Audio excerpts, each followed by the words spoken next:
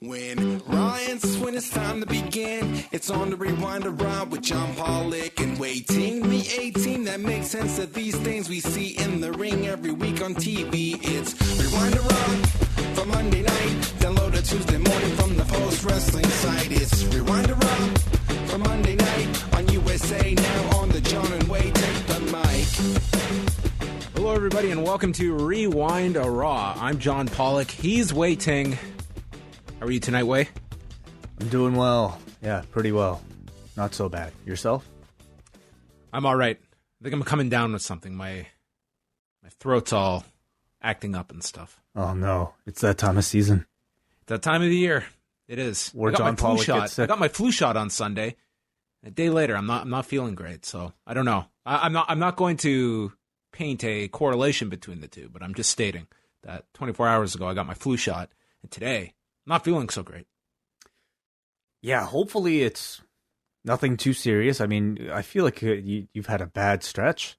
Cut your finger the other day. Might be coming down with the flu today. Yeah, the finger is on the it's on the mend. It was it's like an irritating cut. You know what I mean? When you slice your finger open. So that's healing. But yeah, it was a weekend full of a 2-year-old that doesn't agree with the notion of sleeping any longer, coupled with the fact he was getting sick, so I'm getting sick. So that was my weekend. Yours? I don't think I'm getting sick, but now that I've said that, who knows? You're just going to want to stay away from... Well, you don't have to interact with me for several days, at least in person, so that's good. Yeah, I guess tomorrow we can do Rewind Away via Skype. But were you coming over tomorrow? No. I was considering it, but I guess now that I know you're sick, I'm staying far away from you. Okay, well, I'll give you an update tomorrow if it's any different, but maybe that's the best option. Yeah. I should have invited Brandon from New Jersey over. I'd be fine to cough in his direction. Well, it's an open door, John. It's open doors, everyone. Yeah. Wish Brock Lesnar knew about this whole open door policy a month ago. Yeah. Anyway. Well, we're going to get into all of that. Every Monday afternoon, I start to put together our lineup, our news of what we're going to discuss. And I was looking at everything. It was like, you and I always have stuff to discuss, but it was not a day that was jumping at me of like crazy news. I was like, okay, what are we going to do? Talk for 20 minutes about Bash at the Beach? It was like, well, we'll probably get into the show rather quick tonight. And then Monday night occurs, and that seems to be the trend. It's either a crazy day or it's a crazy evening. And all the night is just sailing along, and then all of a sudden, there is a Tony Khan went DEFCON 1 on Twitter, and Randy Orton with a reply out of nowhere, and things went crazy between these two tonight. Yeah, is there a latest rebuttal? No, just the initial back and forth. So we'll see if this will continue. Of course, Randy Orton had a bloody main event to get ready for, so I don't know. I love the idea of this guy on his phone on Twitter looking up scandals involving Shahid Khan and then tweeting Tony Khan about them and then having to go put his match together. Well, I'm sure the night is young. I wonder if we'll get a response from Randy by the end of this podcast. Well, we'll get into all of that stuff. But let us talk about what is most pressing, and that is postwrestling.com. It's the week of the Survivor Series, so we have lots of stuff, and there's going to be a takeover of the post office because Braden and Davey are going to be walking through those open doors several times this week. They are going to be all over the site. So some of the shows you can look forward to this week. First up, we have Rewind Away on Tuesday night, episode number 49. And who's going to be joining us for this grand edition of Rewind Away? None other than Brandon from New Jersey, who has selected Heroes of Wrestling, a show that I had to sit down and watch for 2 hours and 35 minutes this past weekend. Yeah, that was my pre-Raw viewing today. So I'm like about 5-6 hours into my wrestling day, and for once, I can say that the worst wrestling I saw on Monday did not come in the third hour of Raw. No, it did not. So tune in Tuesday night for that, everybody. The final look ever at Heroes of Wrestling from October of 1999. And boy, do I have lots to discuss about that show. On Wednesday, we've got Rewinded Dynamite, and up next, coming your way, as it is the Open Doors edition of NXT that Braden and Davey will review, and Dynamite that has a pretty dynamite lineup ahead of Wednesday show in Indianapolis. Well, what's on it? We've got Rey Fenix versus Nick Jackson, Jon Moxley versus Darby Allin. They've got the Private Party versus Santana and Ortiz tribute match for Matt Travis, and then there is a Diamond Dozen Battle Royal. Right, for the ring. Got it. For the finalists. The final two will then face the next week for the coveted Diamond Ring. I see. Next week. Yes. Okay. So that is all coming up on Wednesday. Thursday, it's the Cafe Hangout. Joining us will be Braden and Davey. They will be here in studio, and we will be chatting about the entire weekend coming up. So bring your face masks, Braden and Davey, because we're apparently in with, I don't know, a very contagious John Pollock. Well, if illness is a pattern for me, right now is the calm before the storm. Tomorrow's going to be awful. Wednesday will be not much better, and then I think I'll make the rebound Thursday morning, and I should be fine by Friday. That's typically how these things work. So I think by Thursday we'll be through the rest of it. However, I will volunteer to go into the other room and Skype in. I think that'll be fine. We'll pull up a screen. We'll see what happens. You know what? Maybe you guys can. Maybe you can Dio Madden me. You can put me through this table, and then I'll disappear for eternity. And we'll have Samoa Joe come do the preview on Thursday. Well, one can only hope. But no, one man goes down, we'll all go down. It's all good. Oh, well, I hope not, for the sake of our endeavor here, called Post Wrestling. So tune in Thursday. If you're a patron, then you can tune in live, and you can also call in, as so many do each and every week. It's always fun to hear from so many of you. On Friday, there's nothing, actually, because Wai and I are going to hang out on Friday night. Is this correct? Yes, we are. Yeah. We are. Wai and I are going to a concert together on Friday night. Our good friend, Dan Lavransky, and his group, the Cliff Divers, are playing a very in-demand show on Friday night. There are 11 tickets remaining, and I scooped up 2 of them over the weekend. So Wai and I are going to go see that, and then we're going to have Rewind to SmackDown up on Saturday. So we will be a day later, but with it being a day later, the nerds and all of us, we can go through the ratings on Saturday. Won't that be fun? Perfect. All exactly how I've always wanted to spend my Saturday mornings, going through numbers. Then Saturday night, Braden and Davey back yet again. They will have the TakeOver post show going through War Games. And then Sunday, Thunderstruck with W.H. Park and Matt McEwen. They'll be chatting about Jushin Thunder Liger, Great Muta from October of 1996, the first appearance from Kishin Liger. So they will talk about the genesis of that version of Jushin Thunder Liger. And then the whole week wraps up Sunday night with the Survivor Series post show, where Wai and I will welcome Braden and Davey in studio, and the 4 of us are going to run through Survivor Series. So that will be live for Double, Ice Cap, and Espresso members, and up as a free podcast Monday morning. A lot of crossover with NXT this week, and I think very appropriate considering the week's festivities. So tune into all of our podcasts for that. I'm very excited. PostWrestling.com is where you can check out all of that, as well as the full schedule. Now into the news we go, and we'll start off in the world of AEW. Well, you know what? We teased it off the top. Let's start off with the back and forth involving, well, this all started with CM Pumpkin Pie on Twitter, a.k.a. CM Punk, a.k.a. WWE Backstage Correspondent CM Punk, who simply tweeted out, "It is weird trying to catch up on 5+ years of wrestling. I'm doing what I can. There's bright spots, mostly women from what I can tell. There's bad too. I'm going to talk about it. And no one is safe. Join us." And he tags Renee Young, WWE on Fox, Booker T, Paige, Vince McMahon, and Tony Khan. Yeah. So, I saw the tweet first before I guess I saw the replies. And I don't know if it was that odd. I mean, it's just CM Punk kind of throwing out names out there. Like on Twitter, you can tag anybody you want. Maybe someone interesting that Let me just say this about CM Punk, is that this guy, for every time that he will go out and talk about, I never stop people from asking me in interviews. They can ask me wrestling. They can ask me whatever I want, but I'm not looking for that attention. I'm not looking for all this. This guy at his core, this guy loves to stir shit. He loves to do this stuff, and he had to be glowing that the end result was this. If he threw like a pebble into the ocean, what he got was a tsunami that he could never have expected. This must have been his best case scenario, was that Tony Khan and Randy Orton start going at it. And I'm sure this dude was howling at this.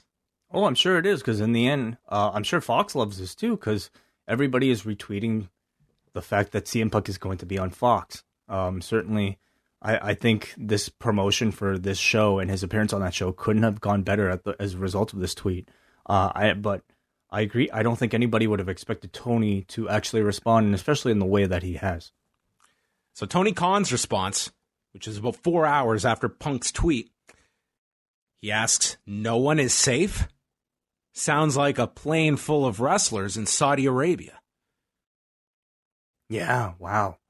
So this is Tony Khan. Now, there are times that you may be tagged in a tweet or even directly ask something, or it provides, there's an opening for a response. And Tony Khan had an opening here, but man, did he really just, this easily could have been ignored by Tony Khan. I was very surprised he not only responded, but absolutely stunned that he responded with what he did. Yes. Because Tony Khan has been painfully non-combative with WWE whenever he has been given the opportunity. Exactly. Not only that, I think, he has sort of a certain reputation to uphold. You don't see Vince McMahon engaging, in Twitter wars. You don't see Paul Levesque doing so. I don't know if you see Shahid Khan doing so or not, but I feel like this type of behavior is definitely, I would say, unusual and maybe even looked down upon for somebody in his position, especially the words, I guess, maybe just, the theatrical use of, I think, the Saudi Arabia jab. But which some people were very turned off by the fact that Being the Elite made fun of this last week. I haven't seen it. What was the reference? So they did their bit at the beginning of last week's episode, and it was the Young Bucks pretty much making light of the travel issues and then pretty much insinuating that the WWE talent that took to Twitter to kind of like slam the reports and bury the media, that they were all robots. And it was a story that was out there, and I can see how some people thought this was, if you're a fan, just seeing that these guys are making light of a very big story. But to the talent that was actually stranded over there for those 24 hours, you can imagine how that went over with them. So anyway, it's not the first time that AEW it's a topical story. That's what if you look at Being the Elite as like a Saturday Night Live, Saturday Night Live would make fun of that. But if you were directly involved, I'm sure you would not necessarily find the humor in it. Right. What I found interesting was maybe the demeanor that Tony Khan came back at CM Punk for what I didn't consider to be that, nothing aggressive. That required a response of that level. No, it was certainly not an aggressive tweet from Punk at all. So, I just kind of take it to indicate that Tony was looking to have a bit of that Twitter fun that seems so, I think, difficult to stay away from if you're somebody on Twitter for whatever reason. And I don't know, part of me speculates about what exactly went down between he and CM Punk in any of those AEW negotiations. I wonder if that might have any effect with this, but maybe not. And the residual feelings from the Mark Raimondi interview with Punk, where he was hardly complimentary about how AEW. He was just very very down on AEW. Mm-hmm. Could be, and how they approached them. So obviously there's underlying issues there. So after Tony Khan's response comes in Randy Orton. What's that whole thing about glass houses and stones? And links to an article from October of last year with the headline, Jaguars owner Shahid Khan being investigated for corruption. And Tony Khan is quick to respond to that one. I thought you only tagged me in your posts when you were grasping for leverage. That article's over a year old and is about baseless claims made about my dad years ago. That's the best you can do? Nothing? Meanwhile, in the time since that was written, you used the N-word on Twitch. Yes, of course, referencing. I guess this Twitch video that came out or something that didn't really get a ton of coverage, and I don't even know if it deserved to get that much coverage, but certainly it was something that was not picked up by too many people, or wasn't discussed as much as maybe it could have been. And here's Tony Khan perhaps using it as ammunition to try to get people to perhaps talk about it a little bit more in case you didn't hear about it. I didn't think Tony had it in him, to be honest. You know, he just comes across. This is very much, and I am not familiar with Tony Khan's Twitter conduct prior to AEW because I was not following him as a Jaguars owner or with Fulham. But this is not the response you would have expected from Tony Khan, and also responding in this way, it almost made it impossible for. Like, no other talent is going to jump in here on Randy's behalf, because it's almost like you're then defending Randy that, you know, this happened. What Tony Khan is bringing up here. I don't think anyone wants to touch this. Well, I mean, if we're going to go down this path, there's certainly a whole lot of dirt that could be brought up about anybody at this point. I don't know exactly how clean Tony or Shahid Khan may be. I'm not sure, but you got to ask yourself if, like, how long you want this to continue, because we can all blow up. Do you look at this as just a night where Tony Khan maybe should have just simply put his phone down instead of going to tweet, or do you see this as a different tack that Tony Khan is now going to take with WWE, a much more combative tone here, or do you see this as just an aberration from what's been a pretty much, non-confrontational Tony Khan? Well, I don't know what the end result of this whole thing is yet. As at this moment, there have been no responses to Tony Khan from any other talent. The story could be very different, I think, a couple hours from now or a couple minutes from now to see exactly where this ends. If it ended right at this point, I would say Tony was certainly... I don't think he was wrong to respond here, because by all accounts, it seems like he has the public's favor with this particular tweet where... I mean, I think, if your dad's reputation is, and your the company owner's reputation is under attack, you certainly, will feel compelled to defend it. And I think he did a decent job. Him saying that the article is over a year old, and that they're baseless claims made about his dad, it seems to be enough to maybe quell a lot of, people who might be critical. But bringing up the N-word thing certainly, shifts the focus back onto Randy, shifts the spotlight back onto Randy. So I think if we're talking about just a Twitter war standpoint, I think Tony was right to fire back, and he had the stronger attack. But the question is, should a boss of a company be participating in a Twitter war to begin with? Yeah, you can certainly argue that. I mean, there is... there's the Dana White philosophy that, I mean, he has greatly reduced his confrontations online. But, I mean, for years, this guy would dive into these. And he was criticized by a lot of people for the way he acted. But at the same time, it became part of Dana White's appeal to people, was that, this guy would literally get into back and forth with trolls online and come off. I thought he came off terribly when he would do that stuff, but it became part of his persona. I would say it's not often that people come across well, when they engage in something like this, whether or not you're right or on the wrong side. Anybody who just participates just comes across looking a little stupid. But I have a feeling maybe internally, I'm sure he's enjoying a bit of this from I'm sure it's a little bit of fun, but if it gets more out of hand than it currently has, I don't know. I can't really see him continuing on that much longer. I certainly don't see people telling him to continue for that much longer. All right, moving on. We'll stay on with AEW, and they have made several announcements on Monday, the first being that the January 15th edition of Dynamite is going to be promoted as Bash at the Beach from Miami. And this was a trademark that Cody had ended up getting the rights to back in March. This was one that WWE did not have, and Cody picked up a bunch of these that he noted earlier this year, which he had stated at the time that, you know, he was kind of downplaying that these were going to be used for anything. He had actually tweeted when the story came out that he had these trademarks that they're personal and most aren't intended for AEW. I filed and claimed over 50 in the last few months. I'm just trying to get some of Dad's cattle back. That's the story. But Bash at the Beach is an event that they're going to use, and I don't think an awful idea if you've got these. You can't just get a trademark and then not use it. You have to use these. I think it's a great idea to use it and to grab them. I mean, it invokes a great deal of nostalgia, and you know, it dresses up an otherwise pretty typical edition of AEW Dynamite to feel something like it's something special, and maybe even something you can repeat every single year. So it's absolutely brilliant.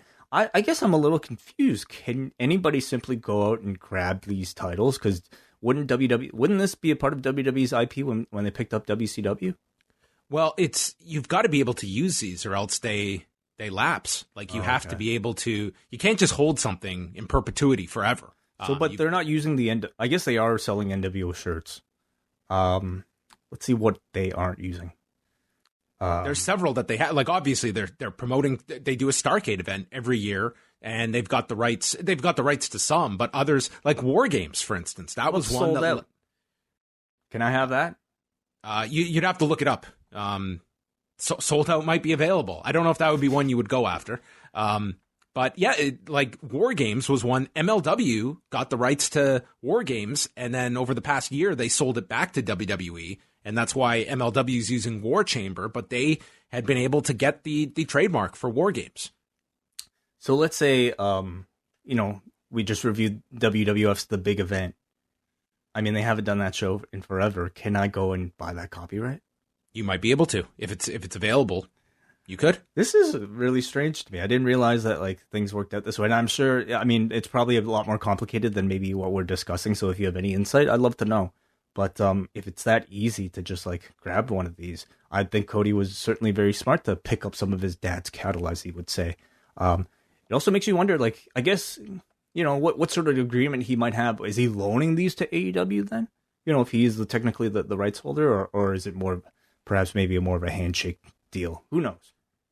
Well, as an executive of the company, I don't know the technical arrangement that would be, because it wasn't AEW the corporation that had the rights to this. It was specifically Cody Runnels that you can read on the trademark application for this that he got back in March. So, and I don't know how much this would work if it wasn't for Cody using that justification. Like if it was anybody just grabbing, let's say, like, I don't know, Halloween Havoc.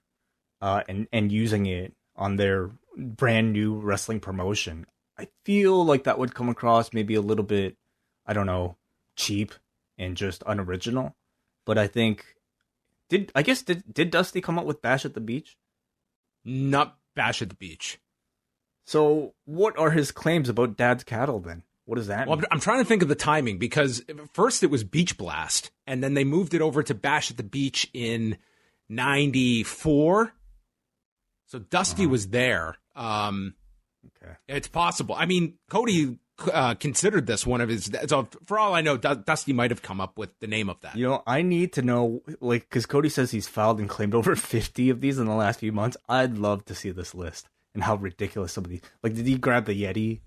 Did he grab, like, you know, like the Faces of Fear, like Uncensored, everything? I'd love to see. Like maybe he got all the bad ideas. Arachnaman. I hope he's got that. Well, we'll find out. I think that there's a certain, obviously AEW, there is a certain WCW nostalgia to this company.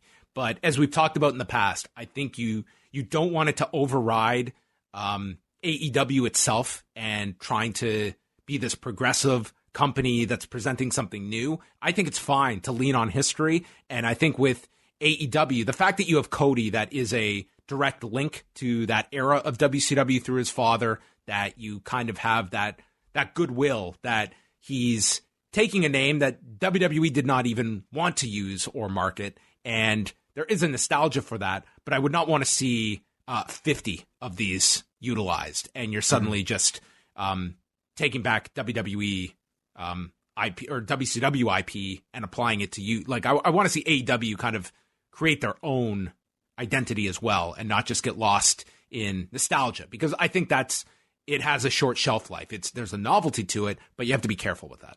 For sure. And I think it's, again, this is a Dynamite episode and not necessarily a pay-per-view that they're spending a ton of promotional power around. Exactly. And again, just as a way to dress up an otherwise pretty generic edition of Dynamite, why not? The only weird thing is that it's in November. I mean, granted, it's in Miami where I'm January. Oh, this is January. Sorry, the ticket on sale is November. Tickets are on sale. So what? January, it's still cold as shit everywhere around the world. I mean, I don't know if it's beach weather in Miami at that time. I guess it is year round, but anyway, it'll just make me jealous that I'm in Canadian freezing weather. Well, the following week, it's going to be matches taped on the Chris Jericho Rock and Wrestling Rager at Sea. And so last year they did this, and you could watch some of the matches on Fight TV. This week it's going to comprise an entire episode of Dynamite. And I just like the idea that they're going to get outside of an arena, and for 1 week it's going to be a visually different show. And I think people are looking for just visually something different. I think that was something WCW did very well when they would do the Club La Vila shows and just get away from the standard arena setting for 1 week. For sure. Absolutely. I'm really looking forward to that. Just, something different. Something. I imagine the crowds to be excellent. I'm really curious to know how they produce these on a boat. Yeah. I mean, maybe they'll have T-Pain do the theme that week. Oh, yes. It's a very old song, so maybe not quite that relevant. NXT UK TakeOver Blackpool II sold out in 2 hours on Monday, and then they announced tapings for the upcoming year for the brand as well. Were you surprised that this was a instant sellout at the Empress Ballroom? Not that much, honestly, because I think it tells you what the TakeOver brand still means. It's that, John. They also only run like 2 shows a year, at least branded as takeovers. So I think if it's your chance to see like all these stars that you used to see every single week under the same roof, probably having some really hot matches, I don't certainly, I'm not that surprised that a lot of people would want that ticket. It's not like the tapings are these hot tickets. So to me, it's right. Like it's the combination. You're getting a much superior show with a takeover special, but I think it really tells you like takeovers, they will move tickets for you because they mean something. So the next year they've announced tapings for January 17th and 18th, March 6th and 7th, May 1st and 2nd, and then July 24th and 25th. Those last ones will be in Scotland. So immediate sellout. And the takeover special, it's on a Sunday, January 12th, and it'll be on Sunday at 11:30 a.m., 4:30 Greenwich Mean Time. So a Sunday morning NXT TakeOver. That sounds pretty good. You and I are not going to be here. Oh, you're right. So yes. We will be in Japan. Yeah, that weekend there is the TakeOver special and an Impact pay-per-view. So Hard to Kill is going to be tough to see. Yeah, for us. I mean, maybe we'll find time in between. I mean, in fact, it kind of works out for our hours. We'll just watch it in the morning. That's true. The time zone may turn out to be great. I remember when I was in Russia, it was so easy to watch everything. I remember watching I was still watching everything over there, and I just watched it early in the morning before I had to do anything, before I had to work. Last time before I guess we started post-wrestling, I went to Japan the last time, and I did podcasts with you, and my routine would be to wake up at like 7 a.m., watch these shows at 8 a.m., and then do the show with you at like 10 a.m., and by noontime, I'm like, I can enjoy my day. My work's already done. So you're saying you want to move to Europe or Asia? Absolutely, yeah. All right, we'll take it under advisement. The final SmackDown number came out earlier tonight, and the overnight number was pegged at 2,350,000 viewers. And for those unfamiliar, the overnight number, it it's an average of the top metered market. So it doesn't reflect the entire country. So that's why the final number that comes out on Monday evening, it may differ a little bit. Although since moving to Fox, the overnight's been pretty accurate overall. But this week, it was down a little bit. It went from 2,350,000 on the overnight number to 2,309,000 viewers. So this was their lowest number by quite a bit since moving to Fox, throwing out that 1 week on FS1. They were still tied for first among adults 18 to 49 and adults 18 to 34, fighting alongside Hawaii 5-0. Which is a huge hit on Fridays, from what I gather.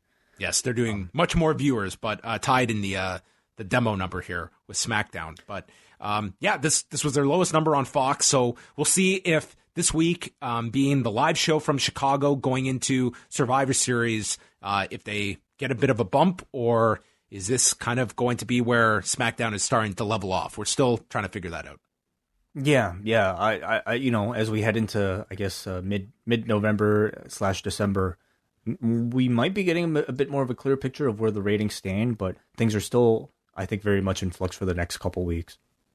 And just two quick things to finish out here. The WWE's card in Mexico City on November 30th, there have been numerous changes to this card. It went from Rey Mysterio and Cain Velasquez teaming up to Cain Velasquez was only going to make an appearance on the show. Now, the latest advertising, he's back on the show, but he's not teaming with Rey. He's teaming with Humberto Carrillo to take on Carl Anderson and Luke Gallows. And the new main event they're pushing is The Fiend against Rey Mysterio in a steel cage match for the Universal title. Interesting. Okay. So I guess the question is, what exactly is the status of Kane's injury? I guess it's good enough that he can at least do a tag match, or at least have a spot in a tag match. Yeah, unless we see any more changes between now and November 30th. But as of the latest advertising, he's back on and not teaming with Rey, which it's kind of interesting that they're putting Rey in a cage match with Bray Wyatt in Mexico City for a non-televised show where you pretty much have to beat Rey in the main event. Right, or unless there's some type of screwy finish.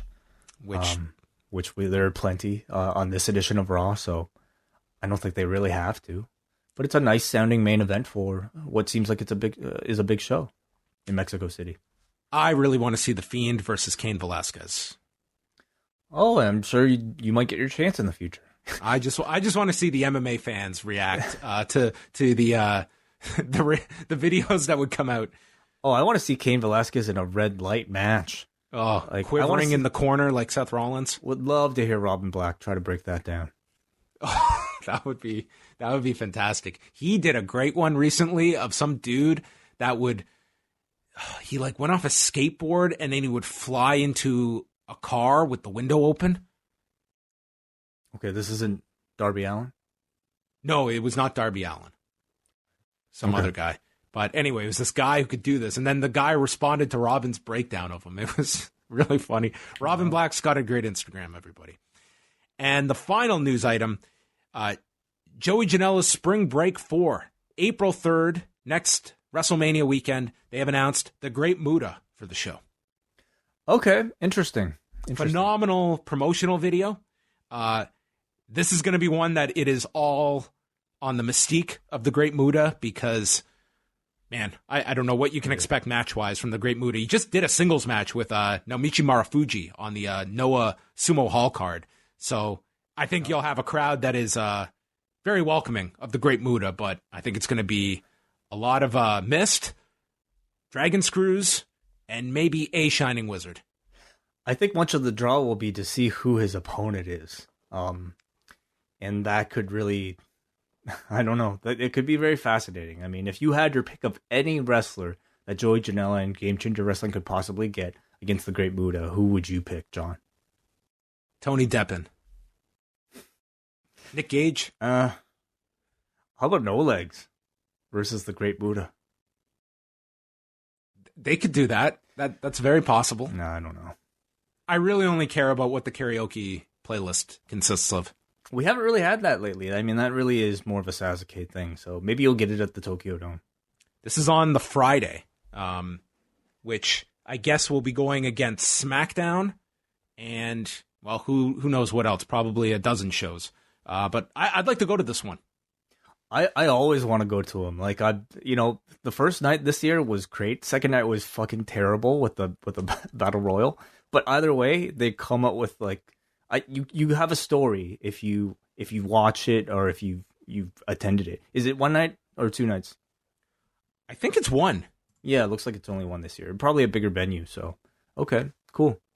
And it's not a midnight start. I believe it's like an 8:00 p.m. start time, which you and I did the midnight. We lived through that. I'm glad I went. I'm glad I could say I was there at 4 in the morning when Great Sasuke was doing John Bon Jovi, but I'm fine with an 8:00 show.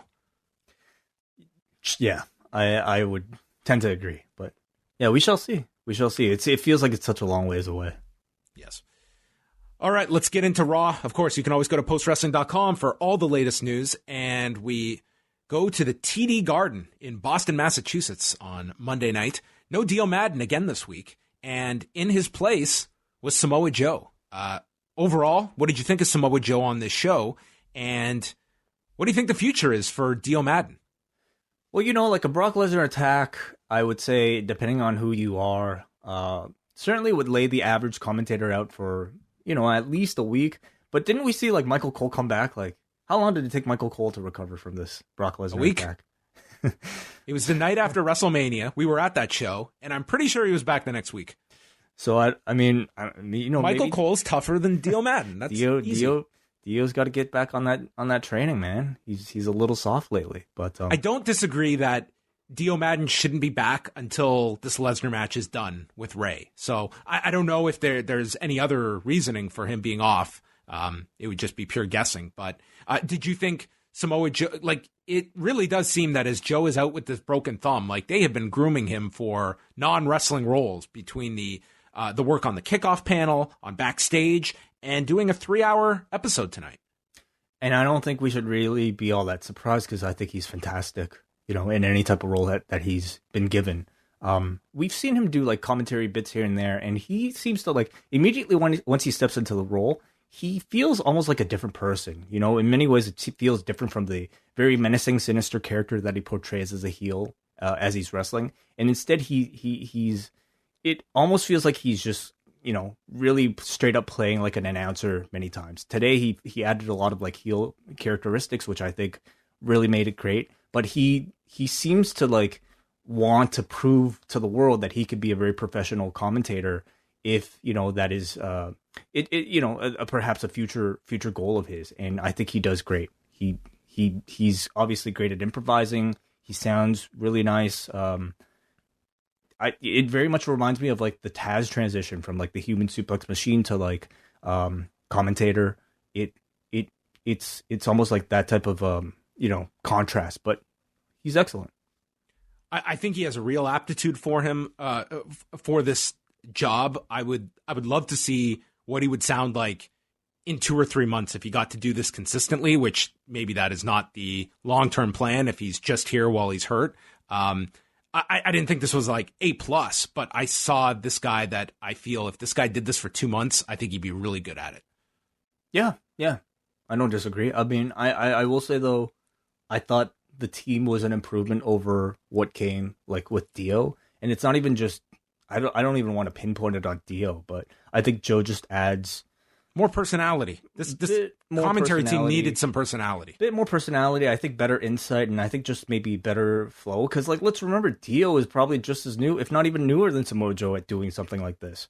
So I think Joe, to me, came across a bit more seasoned, knew his own voice a little bit better than Dio, and had good conversation, I thought, with both King and Vic Joseph. So I would stick with this team for now. So I guess the question to be asked is Dio or no Dio? Wonderful. I wish you had a bigger presence on this show. You would have your title right there. Yeah, I can't go with that as a title. Becky Lynch came out to start the show, and she called Shayna and Bayley snakes. And she's right here. She challenges them to come out and doesn't give a bollocks about brand supremacy, echoing the entire fan base for this Sunday. And they can end this tonight.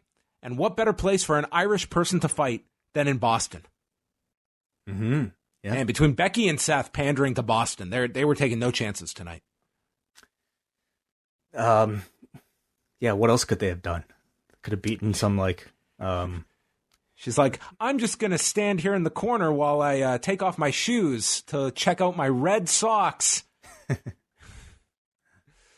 The Iconics came out. Does everyone remember the Iconics? Peyton Royce and Billie Kay.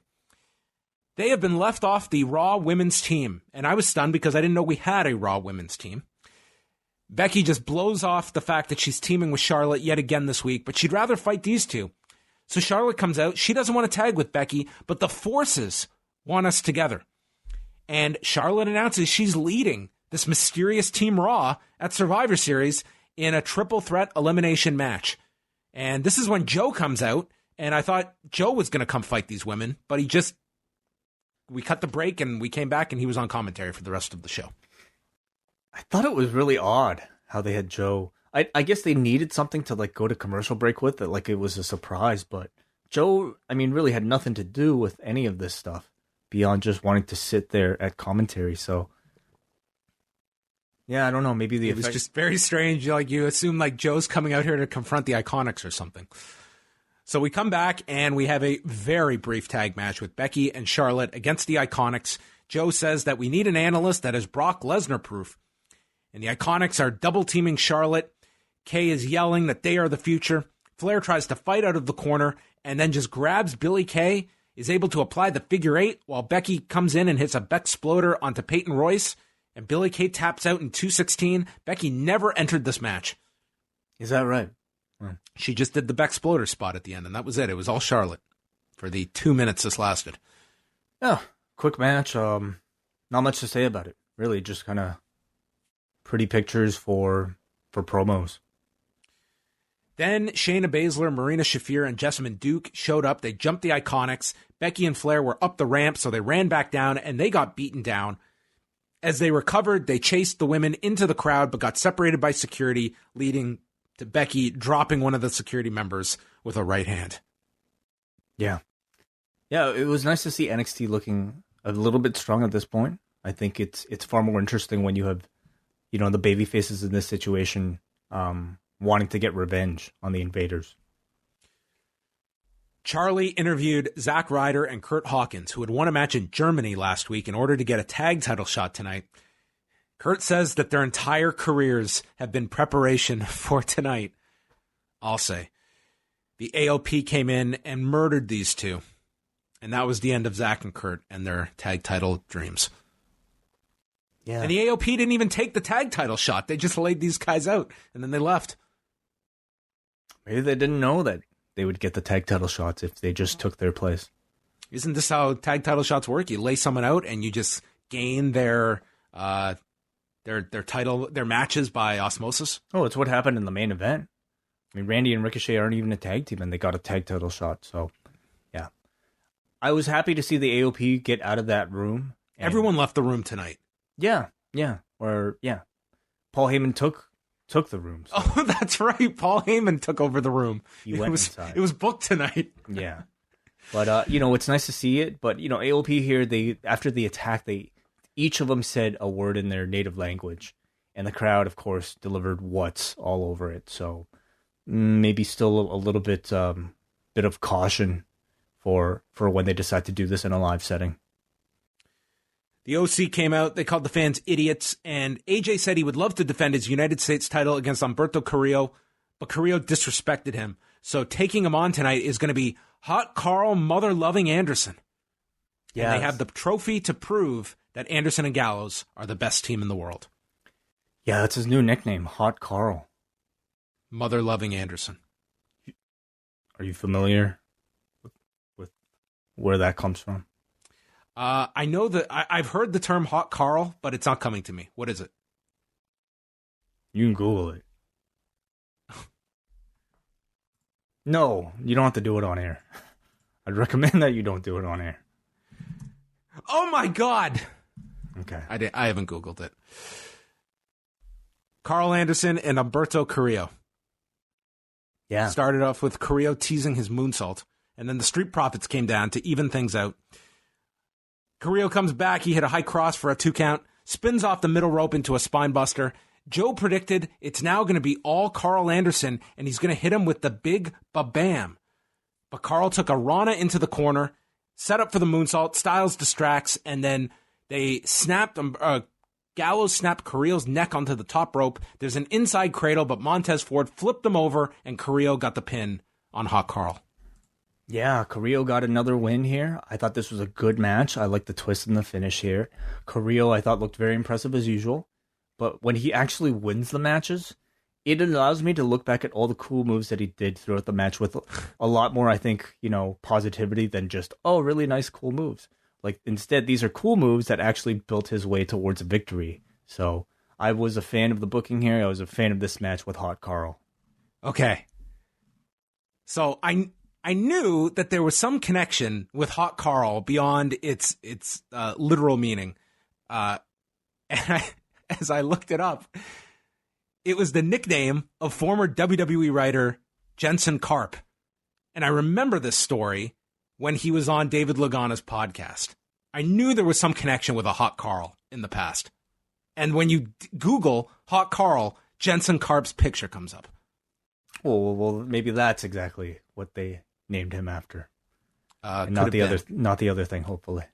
This is the trivia note. Former WWE writer Jensen Karp, who is now married to Topanga Lawrence from Boy Meets World. Wow. Okay. That's your trivia for the night. Charlie then mentions the big momentum that Humberto Carrillo has picked up, and then says another person looking to pick up momentum is my guest at this time, Seth Rollins. Lot of momentum happening in Boston tonight. Yeah. Rollins says he had no alternative but to accept Andrade's challenge. He has been here 7 years to the day and never backed down from a challenge. And he puts over Boston and then goes to compare himself to Tom Brady, saying he's been successful for so long that half the world wants to see him fall. Sound familiar? I'm not a football fan, but yeah, okay, I can see what he means. I mean, does Tom Brady go on Twitter and tweet out really stupid things? And does Tom Brady have a stupid catchphrase that he uses at the end of every promo? I don't know. He's just probably weighed down. He's got so many Super Bowl rings on his fingers, he probably can't type on his phone. It's just too heavy. Because I would say those are probably bigger factors for people turning on Seth Rollins than just him winning all the time.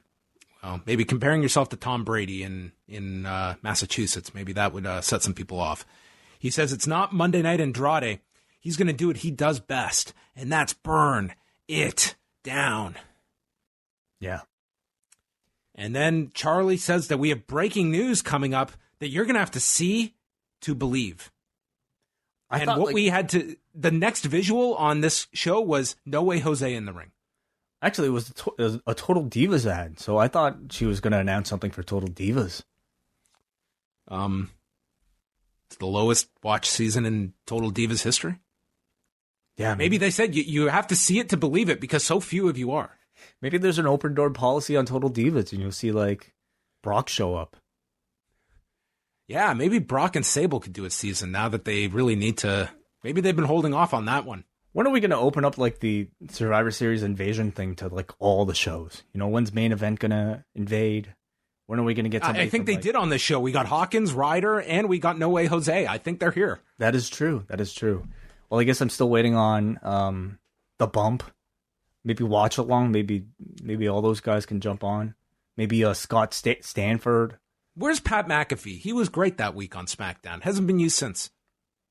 I guess he's got another job. He's got multiple jobs. You know how difficult it was for him to get to that show. He can't rely on like the Colts jet every single time. That's true.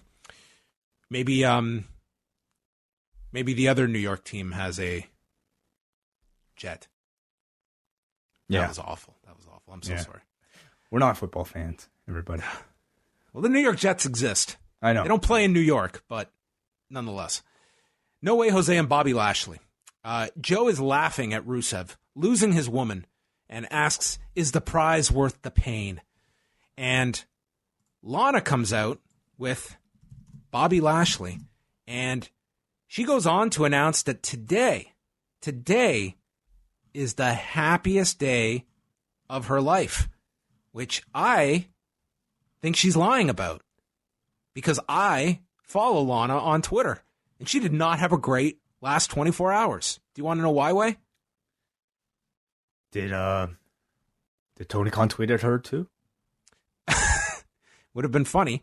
Let's go back here, everybody, and recap Lana's last couple of days here. So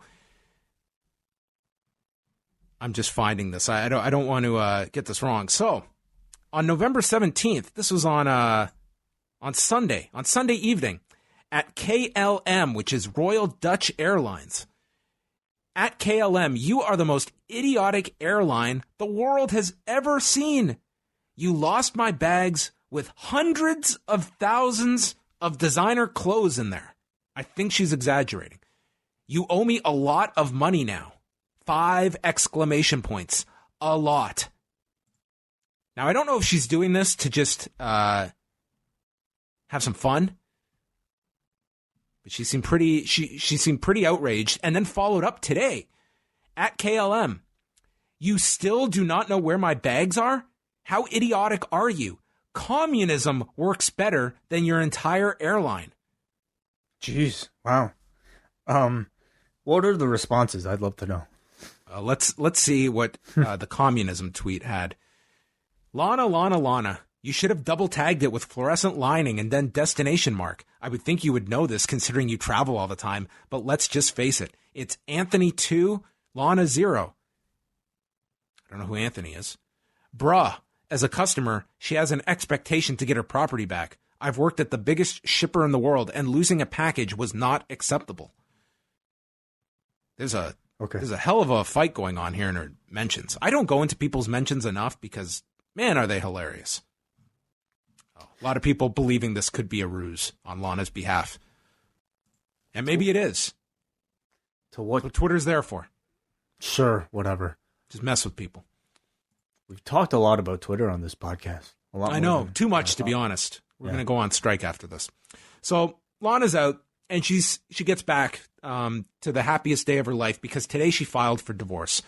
And the crowd is chanting Rusev Day, and she filed for a temporary restraining order and says that Rusev cannot come within 90 miles of her.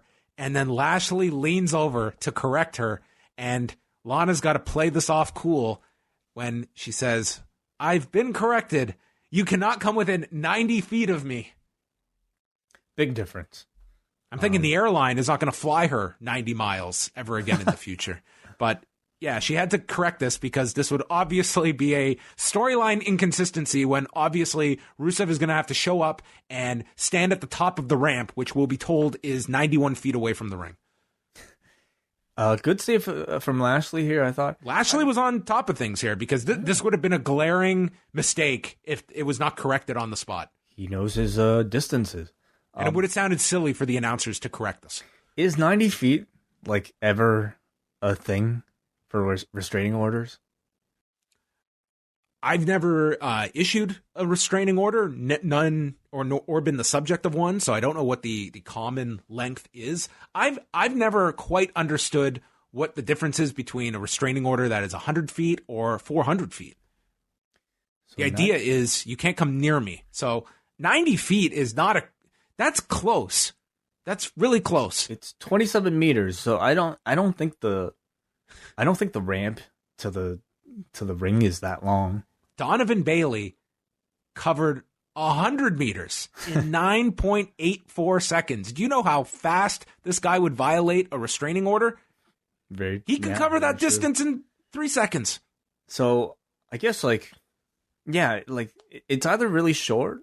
Like, it feels like it's really short for a restraining order. Like, if I was legitimately scared that somebody was going to attack me, I feel like I would at least I would ask for much more than 90 feet. Could live across the street. That's scary. Could tail you in your car. Anyway, I'm sure we'll see Rusev again.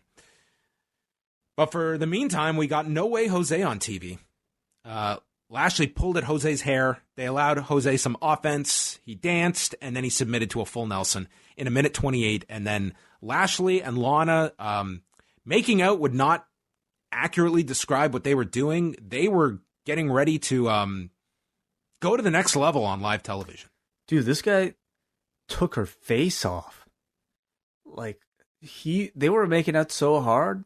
Lana's foundation was like rubbing all over like Lashley's sweaty face. So when they pulled each other, like they were pulled away from each other, it's just like this like big white splotch on Lashley's forehead. Like her face literally rubbed off onto him. It was disgusting. Well, right now Rusev is doing all these interviews and talking about this is the best storyline in WWE. Some people might not care for it, but a lot of people love it. And I'm just curious how these interviews and these quotes will hold up one day. I really feel like there's a great deal of sarcasm in those quotes. I think with Rusev, it's impossible not to read anything serious without, when the whole Saudi Arabia thing was going down and he sent out that tweet about... Bury me softly, brother. Yeah. Well, and it's time to send prayers. There wasn't an ounce of me that read that seriously because it was from Rusev. Sure, yeah. So, nonetheless, I'm sure one day Rusev will reflect on this angle, and I wonder if he will call it the best angle going in the company at the time for his personal sanity. Yeah. So that was it. Next was Seth Rollins and Andrade. Is Lashley... Lashley and Rusev aren't even booked on the pay-per-view on Sunday, correct? Unless they're on Team Raw. They're not. Oh, yeah. We know Team Raw. That's one of the few teams we do know on Sunday. So they are not part of it. So I guess we're just going to wait till TLC between these two. It's already a pretty heavy card, especially if you're going to have 14 eliminations in both of those matches. So I'm guessing they'll save them for TLC or something. Do you think that they could put together a phenomenal promotional video for their match, like the pre-match video, done to red light special? I don't know that song. That's a TLC song. Oh, okay. Very dated references. I apologize. No, it's good. Yeah, it'd be great. Seth Rollins and Andrade. Rollins is putting his spot on the line at Survivor Series. Why Andrade wants to be on this team and on this show, I have no idea. After several minutes, the pace picks up. Zelina Vega grabs Rollins' leg when he's going for a springboard. Referee catches him and ejects Selena after she tries a Rana off the apron and is sent to the back. So the match continues. It actually turns into a pretty good match. Buckle Bomb gets countered by Andrade. He hits the running knees into the corner, but can't hit the hammerlock DDT. There's a deadlift by Rollins and hits a Buckle Bomb and a super kick. He grabs onto the bottom rope. I'm getting tired of the grabbing the bottom rope with the hand. I think it's being done way too much. So you prefer feet on the bottom rope? I can get by with the foot, but you don't want to overdo that one either. But it's just grabbing it. I don't know. It's just it's just done a lot. It's done a lot. It's just as opposed to just a kick out. I almost feel if you have the effort to grip a rope, you can adjust your shoulder. Takes way more. Yeah, it takes way more effort to push somebody's weight off of you than it is to just grab something that's there. So a boot misses, but then Andrade hits the discus elbow. That was a great sequence. 3 amigos for the 2 count, and then a double stomp misses off the top by Andrade. Rollins ducks another elbow, super kick, Falcon Arrow for a 2 count, and then Rollins goes to the top and gets shoved off by Kalisto for the DQ at 15 minutes and 16 seconds. Let me repeat that. After 15 minutes and 16 seconds, Seth Rollins was shoved off the top by the interfering Kalisto, as him and the Lucha House Party got their SmackDown collectible set and dressed up for Halloween 3 weeks later. Yeah, you predicted the week of the shirts, and yeah, this was certainly it. We got not just the shirts, we got ball caps for some members. You're right, yeah. Ball caps, yeah. Well, how else would you know what brand they were from? I seriously, for the life of me, during the backstage segment, when Cesaro was dressed up incognito here, I could not tell if this was Cesaro, if this was Aiden English, or if some new guy had just debuted with SmackDown. I had no idea who this was. Yeah, you wouldn't be able to tell. And I mean, if it was just Cesaro looking like Cesaro, I don't think you would be able to tell which show he was on, whether it be Raw or SmackDown, because I can't tell you that right now. I didn't know Cesaro was a SmackDown guy. So I would say for this year, yes, it makes everybody look awfully generic, but I mean, none of these dudes have any identities attached to their own shows. So I think it was necessary on this particular episode. I thought this match itself was excellent, though. To me, it was like it was a really good match, and there was a string of them tonight, like really good matches with shit finishes. Yep. But I thought this was like a really great Rollins Andrade match. One of their for both guys, I think one of their best matches that I've seen from either in a very long time. Great chemistry between the two of them. Both of them basically were like sprinting for much of this while executing some very intricate counters on one another. I thought the match was so good that I didn't even really mind the non-finish. This one I didn't. It was the totality of them by the end of the show. Yes, I agree. I agree with that. But the fact that after this match, the two of them had that stare down and basically promised that there would be a bigger match between these two down the road shows that they, of course, see this as a big match themselves. So I like the treatment here, and I look forward to the rematch. And where do you think Andrade will be in 6 months? It's a great question, but I mean, they're giving him wins. I mean, they called up somebody from the Performance Center just to pair with Sin Cara so that they could beat him every single time. So I think it suggests that they have a lot of high hopes for him, and I can't see them giving up on him as quickly as let's say Buddy Murphy, for instance. So I think in 6 months' time he'll be probably like that U.S. IC title level. So the Lucha House Party is attacking Rollins. Then they fought Andrade, and then, as Wai mentioned, Rollins and Andrade worked together, fought them off, and Joe was just like laughing throughout this whole thing. And then they did the mutual respect between Rollins and Andrade. So we'll see if they revisit that. Yeah, it was mutual respect. I didn't really see it as any hint of like a babyface turn or anything like that. They had a common enemy. Common enemy. I mean, of course, yeah. This is NXT. We're on the same page right now because of a common enemy. Yeah. So I don't know if Andrade would necessarily work as a babyface as long as he's attached with Zelina, though, because I think that pairing works so much better as a heel act. Maybe Andrade should have said, "Maybe I'm Tom Brady and you're Drew Bledsoe." Sorry. He's the quarterback that Tom Brady replaced, took over. I feel like I had a better chance with the TLC reference in that one. I'm trying. I'm shooting blanks tonight. Paul Levesque arrives in his with his entourage of cars. Akira Tozawa and Buddy Murphy is next. I cannot believe that these two got almost 7 minutes of match time here. I thought for sure this was just an angle where Buddy Murphy was going to get attacked by Aleister Black on the way to the ring. But not only did he not get attacked, they did a full match here. And man, this, if ever there was a case in point of 205 Live, just branding guys, this was it. These guys worked their asses off. It was a really great match. And it was just a struggle. Like, this crowd just did not see these guys as anybody. At this point, I don't know if it's so much the fact that the crowd recognizes that these are 205 Live guys as much as it is them not giving the guys like this any sort of storyline or focus at all. You look at Humberto Carrillo, and in a few short weeks, I think he's still very much at a preliminary level where I don't know how much of the audience fully is behind him, but at least you recognize him through multiple appearances, like a storyline going on with the OC. You haven't had that with Buddy Murphy, and you certainly haven't had that with Akira Tozawa, which I believe this is like his first match since the draft. So, I thought this lack of crowd reaction was to be totally expected. Well, you've got to keep Buddy Murphy hot, because if Bryan wins the title on Sunday, Buddy Murphy would be the next contender, correct? He holds that win over Bryan. Who still remembers that? Other than yeah. That's it. When you see Buddy Murphy now, like when he was walking past Aleister Black's room, you're not thinking that that's the guy who holds a win over Daniel Bryan at all. Like that, unless he can always remind us of it, but at this point the value is just completely lost from that win.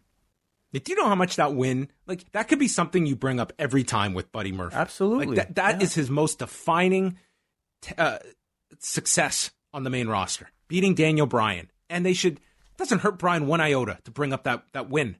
Puts over Buddy Murphy, this guy, the guy who beat Daniel Bryan. That's it. We can work from that. Yeah.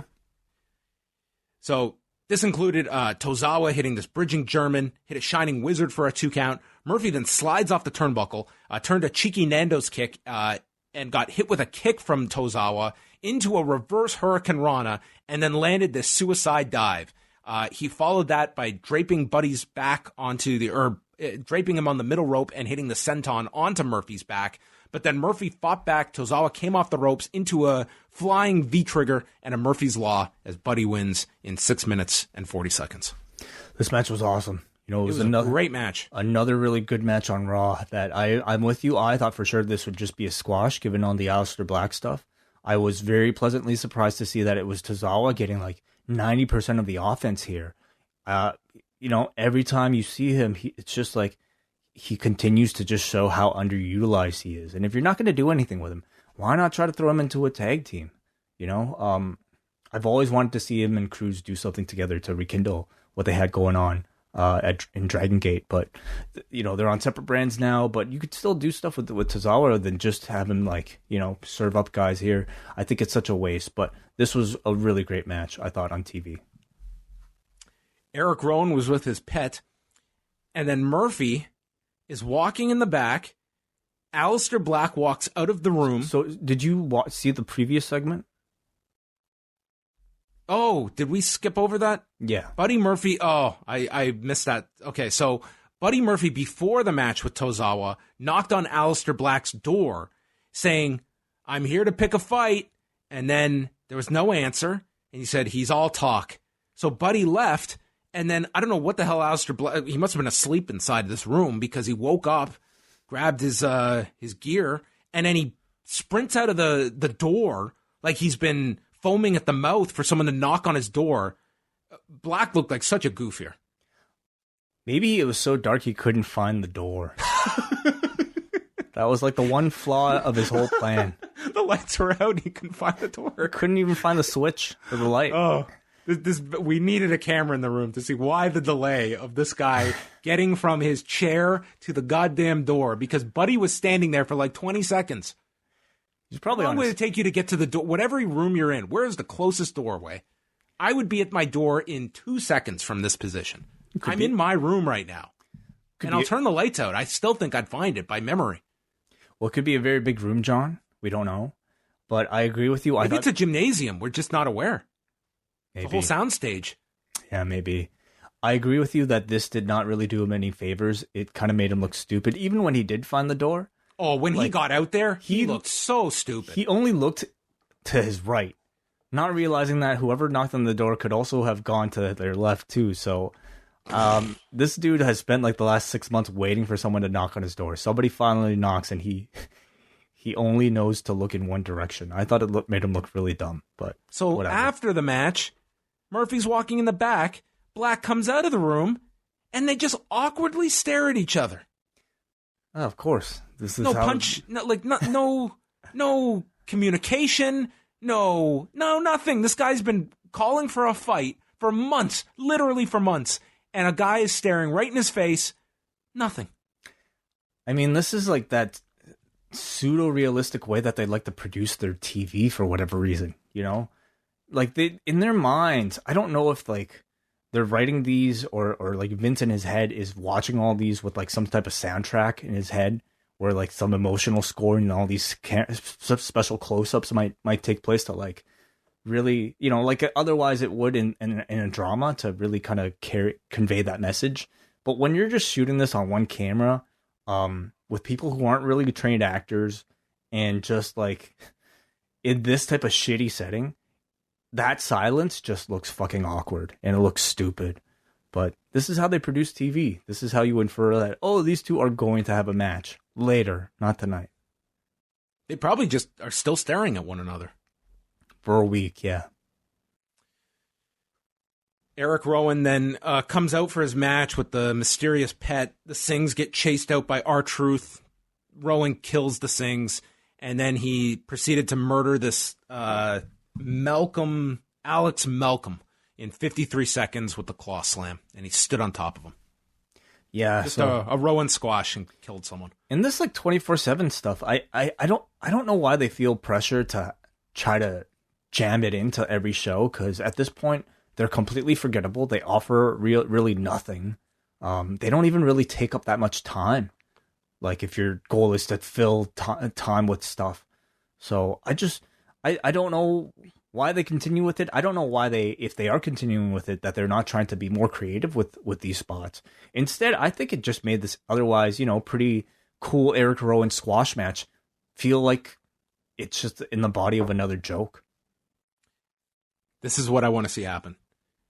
I want Eric Rowan to win the 24/7 title, and I want him to feed the championship to this mysterious monster.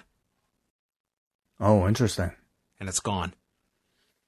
Or, you know what? I want him to lose to the monster. Like, he'll just be holding the cage on top of him, and then a referee will just cover. And then whatever's in the cage will be the champion. Maybe it's Luke Harper in there. Okay, interesting. Yeah, who knows? Are you into this Eric Rowan thing? Mystery? Not into the mystery, but I'm glad. I think Eric Rowan did well in that Roman Reigns feud. So I'm glad that this move to Raw, it's not a sign that they're like Luke Harper, they've just given up with. He is right back to square one. But at least with Eric Rowan, it seems that they have they're moderately pushing the guy. I can't see them really doing much with Harper beyond maybe being a setup guy for Rowan at some point. Like, are they even on the same show? No, they're on separate shows. Oh, okay, whatever. I don't know. Maybe they'll do something with him. Maybe he'll be on. I'll tell you, I was way more into Roman Reigns and Eric Rowan than I am Roman Reigns and Baron Corbin. Oh, I agree with you there. But yeah, I think Rowan, I thought we thought we hadn't seen him for a couple of weeks. Maybe they're not doing anything with him. He was on Main Event of all things, teaming with like Eric Young, but it feels like he's got an actual push now. I love the fact that they're continuing to push him like a big man, giving him impressive jobber wins. It seems like he's almost taking Braun's place on Raw, except he's a lot more weird, Whatever. Braun needed a mysterious pet. Maybe James Ellsworth kind of represented that. Yeah. Charlie's in the back with our favorite tweeter on Monday night, Randy Orton, who says he doesn't play well with others unless it benefits him. He is the greatest superstar in the history of the Survivor Series, and he'll give the Viking Raiders a fight with a partner of his choosing that will benefit him. Now, you were critical of Chris Jericho and Sammy Guevara getting a tag title shot. This was taking it to another level. Well, somebody informed us that they were actually 2-0, Sammy Guevara and Jericho. So I guess they had won 2 matches. I thought it had only been one. I don't know. I'm not checking these things that often, but 2-0, is that enough? I guess in AEW, sure, why not? This was ridiculous though. Like, yeah, they won a 6-man together. Jericho and Guevara? No, the Orton, Ricochet, and Carrillo last week. Yeah, I mean they weren't even a tag team, and they just stepped in here and they got a shot. This is literally their first match together as a tag team, getting a title shot. Yes. But okay, I understand. You want to have a title match on your main event of the show, as if that means anything, which I don't think it does. Whatever. I don't think they have really that much respect for like who earns title shots anyway. Kevin Owens and Drew McIntyre. Now, on the surface, this match makes no sense. And the announcers played it up, the fact that these two are teammates on Sunday. So either they don't care about winning this match on Sunday. I mean, this match was great, don't get me wrong. But it made like logically, why is this match happening if this team has any desire to win this match on Sunday? Well, we're talking about the problem that I think has existed for these Survivor Series matches from the beginning, right? And that's a lack of explanation about why these people are banding together to team up, to put their differences aside for one night only in order to win. What do they individually get for helping their brand win? We have no idea. These guys are flying across the country to other opposing shows to attack and weaken their opponents. And yet, when we're on the same show, we are going to attack and weaken one another 6 days before the show. But I think the explanation can be simple. I mean, it might be unspoken, but are we to believe that wrestlers, every match they win, the more money they can make, right? That is sort of like the default, I think, understanding we have of all combat sports, right? Maybe if you win more, your record improves, and therefore you can negotiate for a bigger contract, something like that. I didn't hear any of this on Raw. Well, they never explain any of that stuff, but like, you can assume that maybe, okay, that's the reason why these two are fighting and that they want to kill each other, because both of them want to win, so that they can improve their quote-unquote theoretical record that doesn't exist. Even if it means losing on Sunday. Like, why even be on this team then? Why even risk it? Why risk a loss? If you're saying how much a win means, why even volunteer to be on this team on Sunday? Andrade wants to be on the team. Take my spot. I don't want to be on this weakened team. I've just destroyed this guy for 17 minutes. Well, you're improving your value by appearing on a pay-per-view, on a big pay-per-view, and therefore to lose?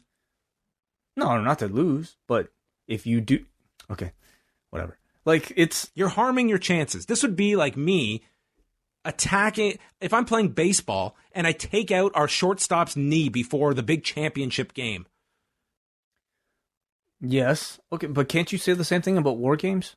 That entire NXT pay-per-view? I don't even know what the men's NXT team is, so I can't even argue that point because we don't have a men's team yet for Survivor Series. Right. Okay. Nor do we have a women's team. They have not announced the NXT teams. I know where you're going with this, John, and I don't disagree with you. I mean, I think there are very easy explanations that they can give to solve it all, but for whatever reason, they just haven't devoted that time to it. So we're left to have these very kind of, I don't know. My question would be, debates. Why this week for this match? Why this week? As opposed to these two teaming together. Well, against who? Another tag team? Yes. I don't know. Maybe because it's not an attractive match. Maybe they just wanted to profile these two. Put them against an NXT team. There were enough guys here. Kevin Owens and Drew McIntyre versus the Forgotten Sons. Maybe because nobody wants to watch that match? Well, let's get into this match. McIntyre gets run into the post with his shoulder, and then Owens hits a cannonball, and he's constantly going for the stunner that Drew is constantly able to avoid. Owens takes a Death Valley driver onto the edge of the apron. This looked tremendously fun for Owens. Owens beats the count into the ring. He took a lot for this TV match. He took that. Owens killed himself in this match. He took the bump from the apron onto the barricade. He like takes every opportunity to like go above and beyond, even for a TV match. Outside of that ladder match with Shane, this was like the most physical match of Kevin Owens on TV in the longest time. Sure. So he takes the DVD, gets into the ring, and then immediately is hit with a sit-out powerbomb, but he kicks out. Then he is able to come back, hits a frog splash for a 2 count, pop-up powerbomb for a 2 count, and then lands on Drew's knees when he goes for a swanton. There is a super kick that cuts off the Claymore kick. The stunner's blocked again, and Drew hits the Claymore. But Owens gets his foot on the rope. Huge reaction to this because they thought this was over. He finally catches Drew's leg, hits the stunner, and he's struggling to climb on top, and Drew gets his foot on the rope. Then Drew catches him with the double arm DDT, another kick out. There were tons of kick outs in this match. Drew misses coming off the top. He's hit with another stunner, but Triple H's music plays. He comes out, and they go to break. They went 17 and a half minutes. I thought this was one of Owens and Drew's best matches in a while. It was a great showcase for them, but there's a certain point you hit in the match where, I'm sorry, you don't get a pass for such a non-finish like this. And if you're going to do a non-finish, at least please give me something a bit more creative than Triple H coming out and that's it. Like, we go to commercial break and no explanation about the result of this match. No, like, Triple H doesn't even touch any of the participants. There's no physical contact whatsoever. And Drew the match, McIntyre just poof, disappears into thin air. Man, Drew's got to be really pissed. I feel like 90% of his matches over the past like couple months have all been no contest because some dude walks into the match and interrupts it. And he just, again gets forgotten about. But another really good match. Let's just say that. This was a great match, and it was unsatisfying because it was like, what a waste of a great match. Yeah. But the non-finish this time was certainly one too many on the show, and this wasn't even going to be the last one on this show. Especially with the time that you've invested into it, this was too much. And again, a very uncreative out. What really would have been so bad had Drew McIntyre lost, or even if Kevin Owens lost? Who cares? You made Asuka tap out, and she just beat Natalya again. She gets her the whole thing back. You don't lose anything. And I think AEW is showing us that, in wins and losses, you can actually use that to make stars. in fact, like doing it this way, nobody benefits at all from anything. Instead, again, it's just pretty pictures for promos. Yeah, it's like if you're too scared of hurting people, then you don't get the counter effect to that by helping someone. If a loss means nothing, then a win means nothing. And I think at times they're just way too paranoid about beating anybody. Hunter comes out, and so Drew is gone. We are not going to see him again. Owens is in the ring. He's like, fuck this. Like, what am I doing out here? All of his matches get broken up like this. I don't want to downplay. These two had a fantastic match. Like, I would love to see this program revisited. They had, like, sometimes we've seen Owens, and it's not always like with AJ. You'd think that's a great match on paper. It never really hit that. Drew, he had great chemistry with. I thought these two worked together tremendously well. I mean, it's why it's so maddening. It's the fact that this could have been a perfect, great Both TV guys match. needed this. Yes. Yeah, and it wasn't. And I just thought it was forgotten. By the end of the show, I think this was just an afterthought. So Hunter is on the floor. We've got the Forgotten Sons, Donovic Dijakovic, and Damian Priest. And Hunter would explain they're not here to jump Owens or give him an ultimatum. They're just here to prevent the Raw locker room from emptying out and attacking them. He hands Owens some water, because I guess he thinks he's all blown up from this match. And he puts over Boston. He trained down the road at Killer Kowalski's. He does a total babyface promo for Boston. And that magic happens in this building. And he's got a soft spot for Seth Rollins, but Kevin Owens is a different breed.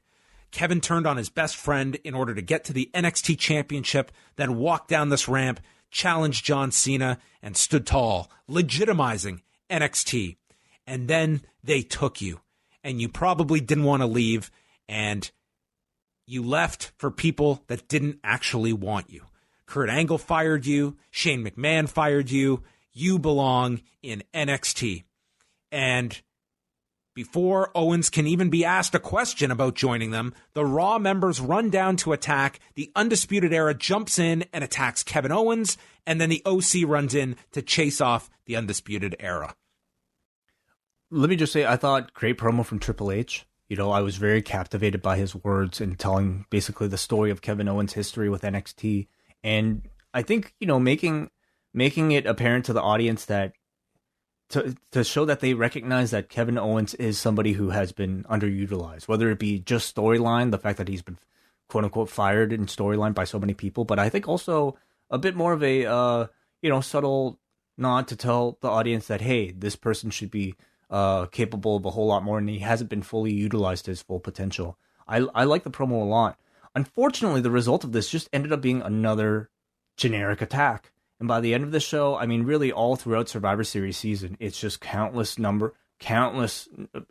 occurrences of just these generic walk out here with your shirt on, attacking other people with a different color shirt on, and you have a lot of people with shaky cameras. I think it works the first couple times, but then everything after that just feels, again, very generic. I thought this was half of a great segment because the other half was Kevin Owens responding to this. To me, it's, man, you make Raw look like everyone's listening to this from Hunter and no one's disagreeing with him. And at the very least, I think, like, why are we rooting for this Raw team? Why are we rooting for Rollins and Owens? Like, Hunter has pretty much just laid out these backstories of these characters. I think this really needed a response from Owens to explain why he's fighting for Raw. And I think that would have added at least some heat to this match beyond just, like, I think NXT is very much like the babyface brand here, even if they did the sneak attack here and were chased off. A lot of that, I think, is rather inconsistent, you know, because depending on who is invading the show, they will frame that other team as like a heel or babyface, but it kind of really fucks up, you know, their individual characters. And if you're watching on Monday versus if you're watching on Wednesday versus if you're watching on Friday, which I would say a lot of those people are the same audience, you're all of a sudden having to like switch your perspectives about who is a good guy and who is a bad guy. So you're going to run into like really, I don't know, I think really sloppy forms of storytelling throughout this entire month. Charlie then announces that next week it will be AJ Styles, Humberto Carrillo for the United States title. Carrillo walks in. He's very happy right now. This is his opportunity. And then Charlie throws to a taped interview from Paul Heyman inside of the room where he recaps the feud with Rey Mysterio and says that Brock Lesnar was mugged by Rey with a pipe. Brock is fine. He will be 100% at the Survivor Series, but there are rumors that he was injured and he's vulnerable for an upset. So let's make this interesting. Let's make it a no-holds-barred match for this Sunday. And he's not going to give a spoiler, or he's not going to give a prediction, but says the spoiler is either Rey pulls off a miracle and avenges his family's honor, or you will see Brock massacre Rey Mysterio, and you will have to pull the footage due to its graphic nature, and it will be a public torture session. This Sunday, it's miracle or massacre. And this was a masterpiece. Mm-hmm. I thought this was phenomenal from Heyman setting this up, like all the times that he's done the spoiler and it's played out as such. He used it here that he's not giving the direct spoiler. He is leaving the door open that his guy could get beat here, and we don't know if he's 100% going into this match. I thought they framed this in such a great way that will make it believable for Rey to get heat on this guy, and I think it'll be, I think they're going to tear it down in this match as well. I think so too. And it's really interesting to maybe study our anticipation for this match versus the Kane match. Really, the Kane match was all this story anyway. And in hindsight, it turns out that Kane-Saudi Arabia match was really just the lead-up, setup match for this, which really feels like it's the main event. I thought Heyman did a tremendous job. Miracle or Massacre, I think, is a tremendous tagline that I think if this was, another time, if they had more time for it, or if this was a different company, perhaps, they would use that to print on all the posters, use that as maybe even the name of the subtitle of this pay-per-view. I think it's that good. So great job by Heyman here, making this feel like it's a really, really big match.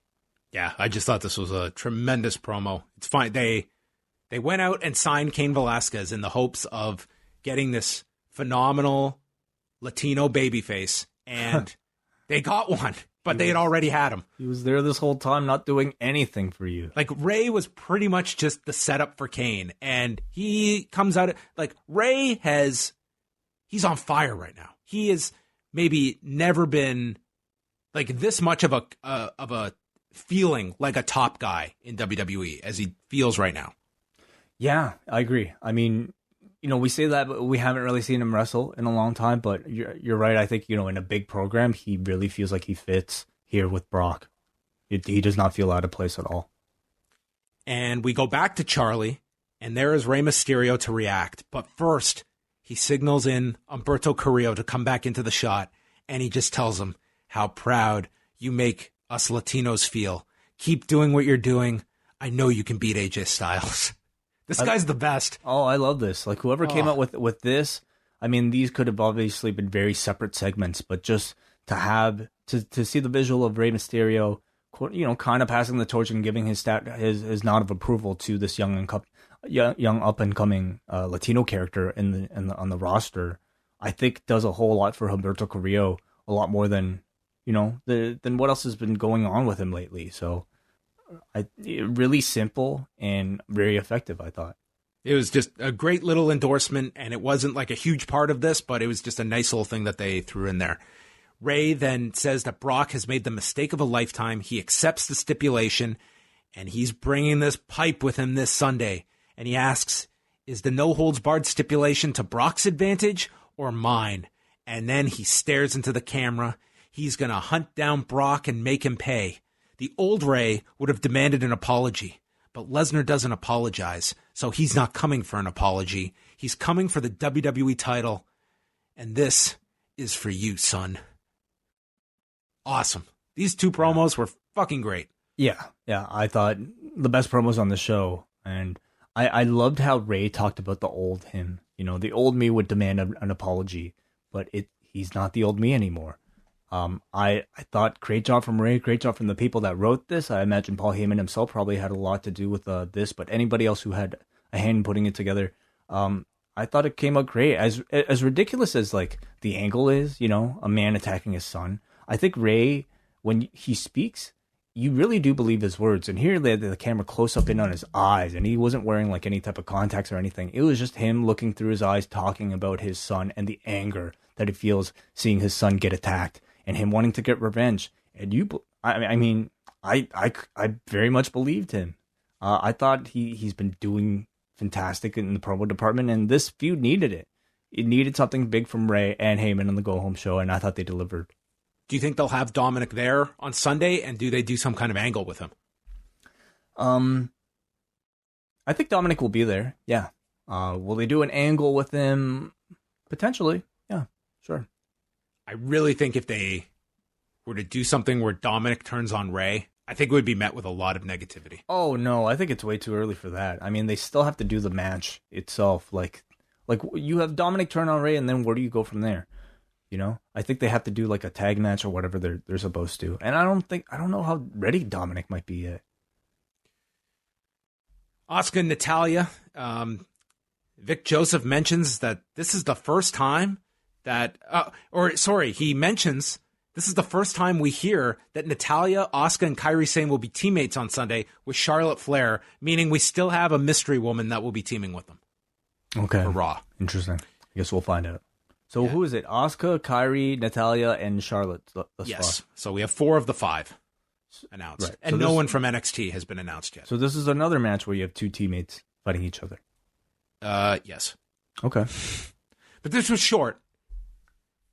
I'd be fine. Like, if that shortstop on my championship team, if I gave him a snap German and a discus lariat, they'd be like, I'm fine. I can start.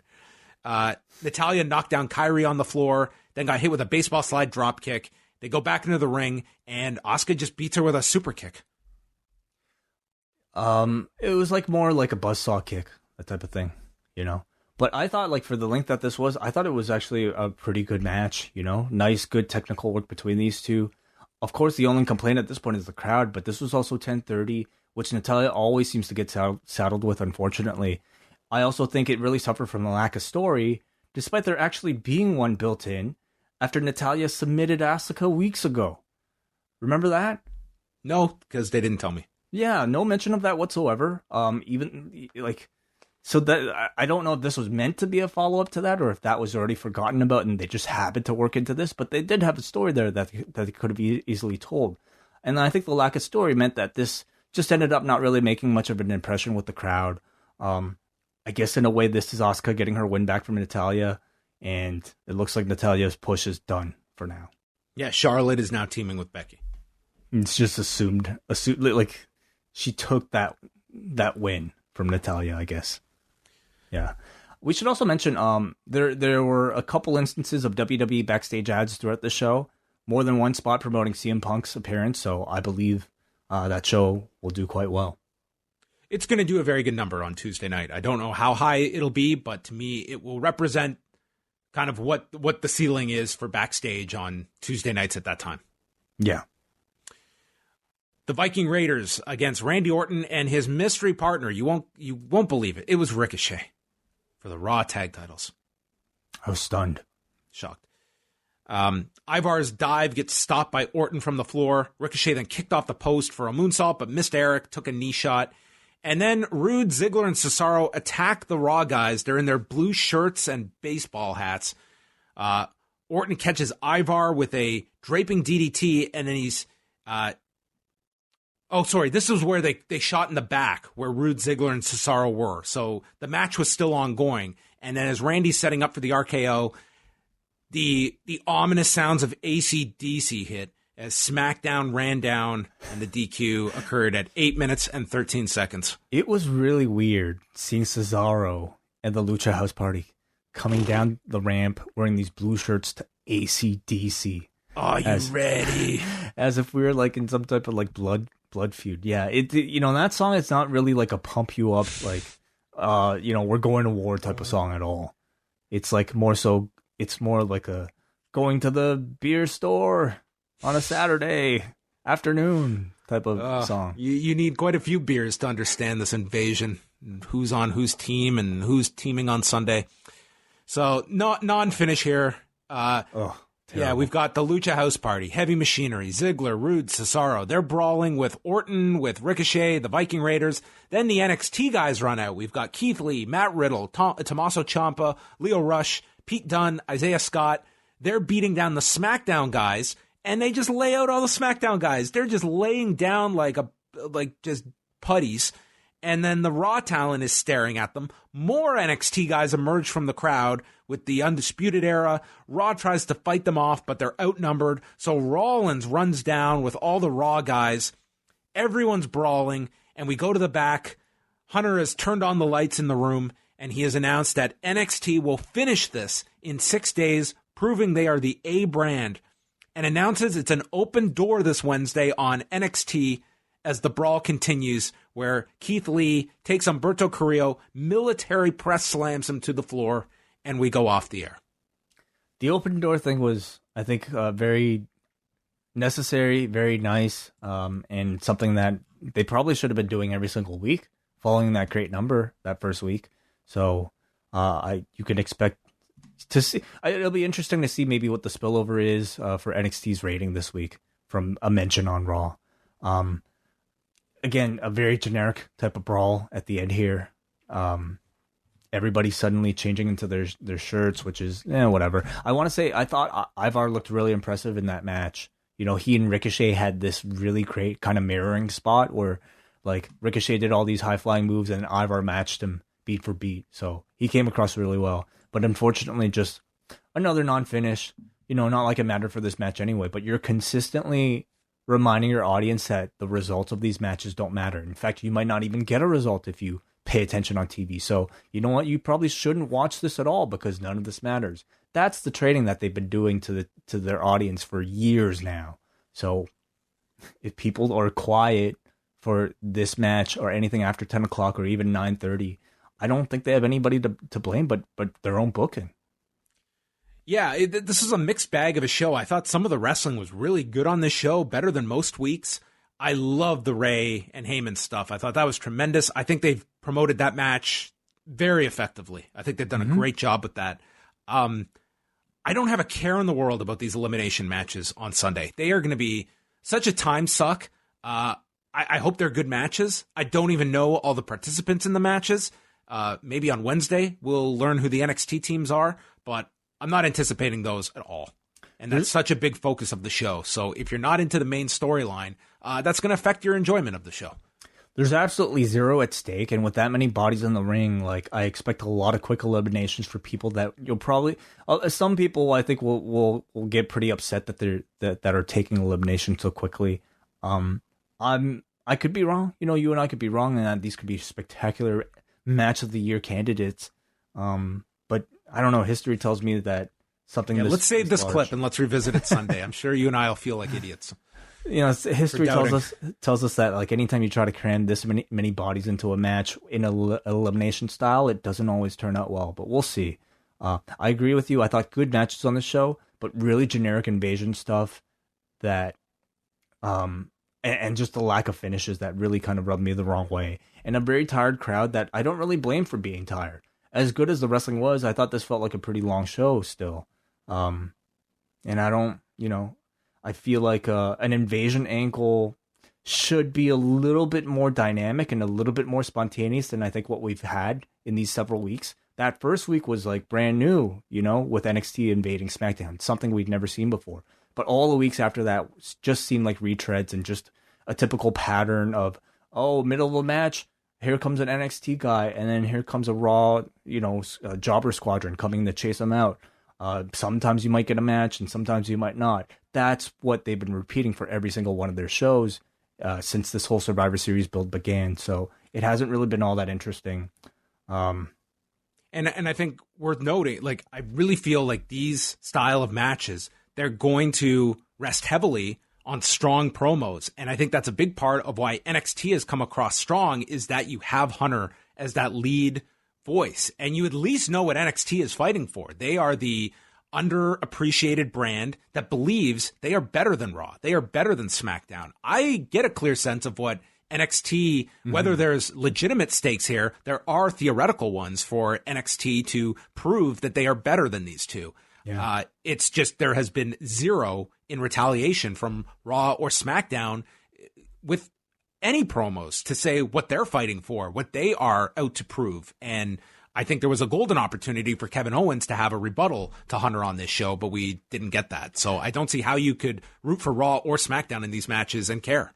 Could have come from Owens, but I think it should have come from the team captains in Seth Rollins, Roman Reigns, Charlotte, and who is the SmackDown? Sasha Banks. Sasha, sure. Maybe we'll get something on the Friday. But I agree. I think every brand needed its own unique mission statement. We want to justify the $500 million deal. Maybe that's what should have been on the line is the Fox contract. Yeah. Winning brand gets Fox on Friday nights. We want to stay 2 hours and not have to rely on moving to 3. All right, let's go to the forum and see what everybody thought of this show. I genuinely don't know what everyone is going to predict or rank this show. On a scale of 1 to 10, tonight's result, a 4.65. Mm-hmm. All right, let's go through some of these responses. Paul from New Jersey. The Iconics kicking off Raw? It's not even my birthday. I figured one or both of them would be decent enough to make the Raw Survivor Series team, considering they're actually a legitimate tag team, but I guess their stock really is that low. When Samoa Joe came out right after Charlotte, I was curious to see if he was going to try and put on a wig and start choking lady superstars out, but he was there to do commentary. I think he did an excellent job. Since I started the show late to avoid commercials, I've decided I'm just going to fast forward anything involving the cuck angle. No need to waste even a single brain cell on the storyline. The show really illustrated how convoluted the build to Survivor Series has been. It's the week of, and we have had full incomplete teams, faces putting up their spots for nothing in return, and a run-in by the Lucha House Party. He's got a question here. Will the 5-on-5 Survivor Series matches still be 1-on-1 in the ring, or will they be triple threat style? I can't imagine them doing triple threat because under WWE rules, triple threat matches are no DQ. So that would defeat the purpose of tags. Yeah, I think we're going to see tons of DQs and countouts. You can, but I think these will be one-on-one matches, which will make them awkward because you're going to have instances where Raw people will Why would you not just tag one of your 4 partners? Why would you tag an opposing brand and take yourself out of the match? They do this often. You just saw it in like some of these like tag team gauntlet things where, you know, their partners will be busy or you'll be trapped in a corner and you'll be forced to tag. But it's just like another hurdle that I think the booking of these matches will have to, you know, manage. Like we'll have to jump over, unfortunately. Which I don't know. I think these things could be real. The execution of this is like you can see the challenges on paper going into this. So I mean, if they pull them off, more power to them. But I'm just seeing 15 bodies out there for each of these elimination matches. All the eliminations you're going to have to do. And 2 of these matches, like, God forbid we could have just been fine with one, but they had to have a male one and a female one. Yeah, I think they have their work cut out for them. The agents, if these matches come off well, the agents and the talent involved deserve all the kudos. We got a Brandon from Oshawa who says, when the Lucha House Party came out to interrupt Rollins and Andrade, I had no clue what show they were on, even while they were wearing their geek shirts. I actually thought we were seeing the debut of a new Mexican stable. Okay, he's as much as I rag on these shirts, this is a year where I don't know what brand all these people are on. So in that case, maybe I have finally succumbed to the geek shirts and needing them to. I had to look after I immediately said Luke Harper was on SmackDown. I had to double check that. Visually, I think it's impressive to see like one stream of color taking on another stream of color, and they love to do the wide shots, and that I understand. Everything I complain about is just maybe the explanation. You know, I think a lot of these needs you can explain by just having somebody like tell the roster, oh, put on your uniforms, everybody. Like just to have Seth Rollins all of a sudden appear after in the end of the show, despite like all these people not wearing their uniforms, and then we're expecting an emergency brawl at the end of the show, so put your shirts on, everybody. I don't know how they would explain it, but. Anyway, it's just a little hokey. We got a Brandon from Oshawa who says, when did Lana get so bad? Is she even trying anymore? She used to be a valued member of her team with Rusev. These days I cringe when she gets on the mic because she's so bad. Well, the material's not so great there, Brandon, so Not really sure how good she could really make it. All right, let's go down to Carl in Cloverdale. Can WWE please give me one reason why any of these men and women care about brand supremacy? Is there money on the line? Title shots for match survivors? Extra Rumble spots? No, we've gone over this ad nauseum. Brand supremacy, that's it.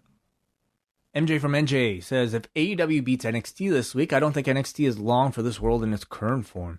Then again, we've been hyped by an invasion from other brands on what should be the big go home for TakeOver War Games. They've already messed with and ruined, in my opinion, the formula that made NXT great, and that took 3 months since announcing it. It is an interesting number because I do think this is going to certainly help the NXT number on Wednesday. This is a way bigger promoted event than the OC, which really was, if you tuned in at the beginning of the show, you knew they were there, but not in advance. If this does very well, how do you react to that number?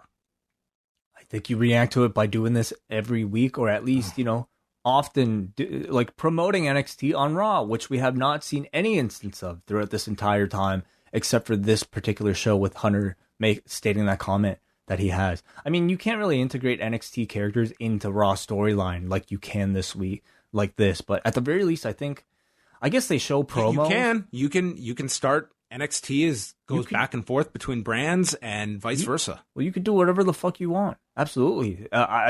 They certainly have not taken full advantage of the integration of, Raw and NXT and co-promoting everything that way. I mean, that's the one big advantage NXT has over AEW. They have a lead-in show in Raw with a huge, 2 million people that they're trying to pull from Mondays to try to sample their product on Wednesdays. And they certainly have not taken full advantage of that relationship yet. So I think if this is successful, you will see a lot more of it. Guy from Charlotte, North Carolina. There have been worse installments of Raw lately, but this one is still far from what I would consider good. They tried to make me care about Survivor Series, but missed the mark again. Everything just feels so forced and phony. My patience is wearing thin by the week when it comes to WWE programming, but I guess this week wasn't offensively bad. I give this episode a resounding meh. 5 out of 10. Vintak from India. What incentive is there for Raw and SmackDown not appearing on TakeOver? Surely they have to appear and disrupt all the matches. Any thoughts? I don't think you will see. I think that Raw would be that crowd will shit on Raw and SmackDown talent showing up at TakeOver. It'll just be like One Night Stand when Raw and SmackDown invaded and you saw that very hostile crowd. Maybe not that hostile, not as much as the ECW arena, but certainly they will be the biggest heels. And I certainly feel like at the end of the show, I think you're going to see that big scene. Whatever War Games turns out being, the show closing segment will probably be something with Raw and SmackDown leading into Survivor Series the next night. I can see that. Yep. I think that they're looking at this weekend probably as it's all built around Survivor Series. All the brands are involved, and it's not like Saturday's an island unto itself. We have Friday night, where I expect all the talent to be on, and Saturday, you could see that closing scene to set up the next night, sure. The War Games rings will look great with all those people in there. Like Raw and SmackDown and NXT. All right. This one is Liz from Winnipeg. After about the 5th time I heard about Denny's $5.99 Super Slam breakfast, I literally yelled out, "We get it!" in my living room. This was a slightly better Raw than usual, but the ending just made me realize that Survivor Series is going to be a complete gong show. No good reason or stakes involved for anyone. Thank you for your hard work. Sam from Nebraska. So I think the show is able to manipulate time, as it seemed like this show took 7 hours to finish. The action was decent to good, but I'll admit the standard of in-ring work is so high, I just kind of don't care for Raw matches just thrown out there, especially this week with so many non-finishes. But let's get to the stupidity of Murphy banging on Aleister's door and no one answered and he walks away. Then Aleister pops out like a real jabroni. Just awful. And if they are going to do these shots from Merwin's creature, can they do it well and not half-ass it? Only the corners were in focus, and it bugged me to no end. Well, he's at least a bad camera operator, so that's one of the skill sets this pet has. So the pet's shooting this on a cell phone? Well, when he stares into the cage, maybe the pet is a camera. Imagine he's walking around with a pet mini DV camera from 2005. Oh, okay. Could be. Maybe the it's on selfie mode and he's just arrogant because he thinks he looks so great. Looking at himself. Yeah, interesting. There's so many awesome ways this thing could end. He is the pet. Eric Rowan is carrying himself around. Yes.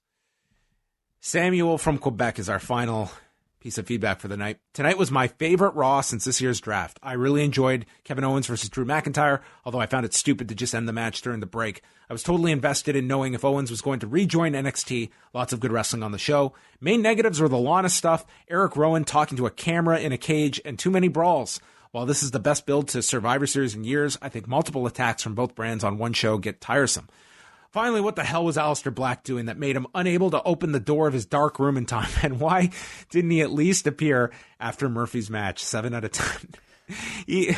You're right. Yeah. Why wouldn't he? Well, he didn't know it was Buddy Murphy. So we know he's not watching Raw in that room. It's like you're at the waiting room and you pick your number and your number like 55. And then you go to the bathroom and you come back. It's, they're at 58. If you've been waiting for 6 months for somebody to knock on your door, you're very good chance he's probably asleep. You know, he's just been waiting so long. He's exhausted. Yeah, that's my favorite speculation coming out of this show. It's not what's going to happen at TakeOver or Survivor Series or Wednesday ratings. It's what was Aleister Black doing that kept him from opening the door. All right. Well, that's going to bring an end to the show, everybody. Any response on Tony Khan and Randy Orton? No. Oh, let's check. Let's see if anyone's gone crazy over the last 2 hours that Wai and I have been talking here. So let's look up Tony Khan. Do you think we'll get any deleted tweets? I hope not. No. You gotta once you throw them out there, you can't delete it this time. No response from Tony Khan. I'm imagining. Well, Randy, who knows?